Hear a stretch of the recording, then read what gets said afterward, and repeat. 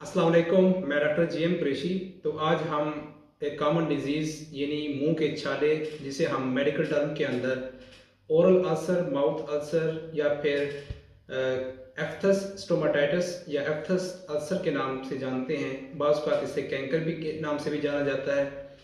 तो ये एक ऐसी कंडीशन होती है जिसमें छोटे छोटे जो है मुंह के अंदर छाले हो जाते हैं, जो रंगत के एतबार से सफ़ेद भी हो सकते हैं। अगर इसमें पस पड़ जाए तो ये पीले हो सकते हैं और रेडिश भी हो सकते हैं। तो ये साइज़ में छोटे भी हो सकते हैं, बड़े भी हो सकते हैं और एक से ज़्यादा भी हो सकते हैं।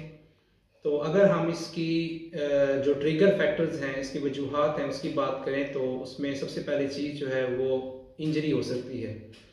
तो इंजरी किसी भी प्रोसेस के दौरान हो सकती है। फ़र्ज़ किया कि अगर आप दांत निकलवाने जा रहे हैं डेंटिस्ट के पास, या फिर आपने दांतों को सीधा करने के लिए डेंटल ब्रेसेस लगाए हुए हैं, तो उसके दौरान जो है ना माउथ के अंदर इंजरी हो सकती है, उस वजह से अल्सर हो सकते हैं। अगर हम दूसरी इसकी वजह ढूंढें तो उसमें जो है ना जो गट की अनहाइजेनिक कंडीशन है वो हो सकती है। तीसरी फूड सेंसिटिविटी हो सकती है, यानी कि अगर आप कोई खुराक खा रहे हैं, कोई ऐसी स्पाइसी फूड खा रहे हैं, तो उसकी वजह से भी वहाँ पे अल्सर हो सकते हैं। तीसरी बड़ी चीज़ जो है ना वो न्यूट्रिएंट्स की कमी हो सकती है, जिसमें सबसे इम्पोर्टेंट विटामिन B12 हमारे पास होता है। इसके अलावा जिंक और आयरन और विटामिन B9 जिसे फोलिक एसिड कहते हैं, उसकी डेफिशिएंसी की वजह से भी ये अल्सर हो सकते हैं। चौथी चीज़, मेंस्ट्रुएशन के दौरान फीमेल्स के अंदर यानी माहवारी के दौरान जो हार्मोनल चेंजेस होती हैं, उसके दौरान भी आपको ये अल्सर मिल सकते हैं।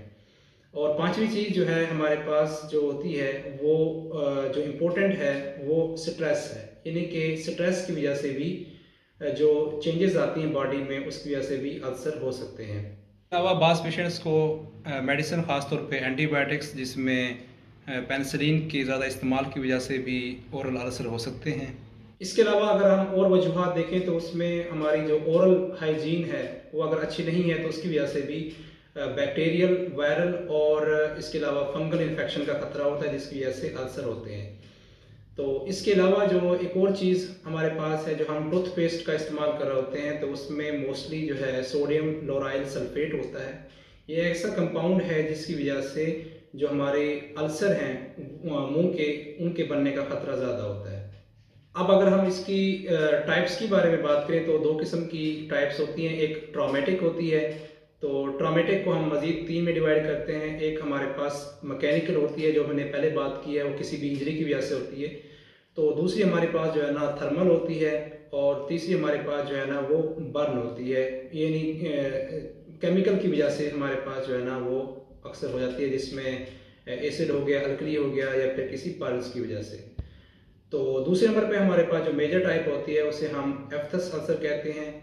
तो इसे दूसरा नाम एफ्थस स्टोमाटाइटिस भी कहते हैं। तो उसमें हमारे पास मज़ीद 3 टाइप्स होती हैं। साइज़ के अतबार से माइनर भी होते हैं, जो कि छोटे साइज़ के होते हैं, और मोस्टली सिंगल होते हैं। उसके अलावा अगर मेजर की बात करें तो उसमें हमारे पास उसका साइज़ बढ़ जाता है और उसकी जो शेप होती है वो इरेगुलर होती है। और तीसरी हमारे पास हर्पेटीज़ होती है, जिसमें जो है पॉइंटेड हमारे पास अल्सर होते हैं, और काफ़ी ज़्यादा अल्सर होते हैं, जो कि इकट्ठे मिलके जो है ना एक बहुत बड़ा असर बनाते हैं। तो ये हमारे पास इसकी टाइप्स है। अगर इसके हम साइन और सिम्टम्स की बात करें तो उसमें हमारे पास जो है एक ज़ख़म होता है, अल्सर जिसे बोलते हैं, तो वो येलो, वाइट कलर का या फिर रेड कलर का हो सकता है। तो उसके जो अराउंड एरिया होगा, उसके अराउंड जो स्किन होगी, वो हमारे पास रेडिश होगी। ठीक है, वहाँ पे सूजन होगी। तो ये बेसिकली जो है ना जो म्यूकोज़ा होता है मुंह का, उसमें जो अगर ब्रीच हो जाए, यानी कि वहाँ पे कट हो जाए, तो उसकी वजह से अल्सर होता है। तो ये हमारे पास जो है इरिटेशन इसकी वजह से होती है पेशेंट को, और पेशेंट जो है काफ़ी जो पेन महसूस करता है। और कोई भी चीज़, यानी कि मिसालेदार चीज़ हो गई या कोई भी चीज़ जिसकी वजह से वहाँ पे इरिटेशन होती है, तो पेशेंट को पेन होता है।